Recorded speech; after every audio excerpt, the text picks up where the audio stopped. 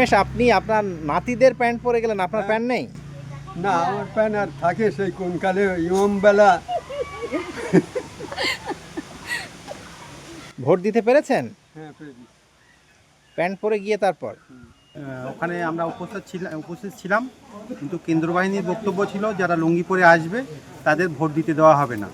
এটা আমরা কেন্দ্র বাহিনীর কাছে গিয়ে বলি যে কারণটা কী, যে আমাদের এখানে তো ম্যাক্সিমাম মানুষই লুঙ্গি পরে, হিন্দু মুসলিম এমন কোনো ব্যাপার নেই, অনেকেই লুঙ্গি পরে। তা বৃদ্ধ মানুষ তারা তো আজীবন লুঙ্গি পরে এসছে, তাদেরকে বলছে যে লুঙ্গি পরে অ্যালাউ নেই, ভোট কেন্দ্রে যাওয়া হবে না। এবং এমনকি আমাদের কথা বলতে গেলে কেন্দ্র বাহিনী আমাদের বিরুদ্ধে মানে লাঠি নিয়ে তেড়ে আসে, মানে আমাদের কথা বলার সুযোগ দিচ্ছিল না। তারপরে অনেক আমজনতা একত্রিত হয়ে যখন প্রতিবাদ করলো, তখন তারা বলল ঠিক আছে আমরা এটা বিবেচনা করে দেখছি।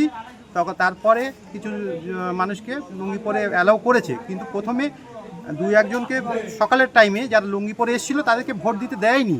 তারা বাড়ির থেকে আবার পুনরায় লুঙ্গি চেঞ্জ করে প্যান্ট পরে এসে তারা ভোট দিয়েছে, ঠিক আছে।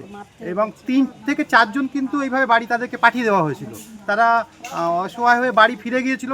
তারা আমাদের কাছে এসে বলেছিল যে আমরা জীবনে কোনোদিন লুঙ্গি পরিনি, এই প্যান্ট পরিনি, আজকের আমাদের ভোট দিতে যাব, সেখানে আমরা লুঙ্গি পরে গিয়েছি, তা আমাদের অপরাধটা কী?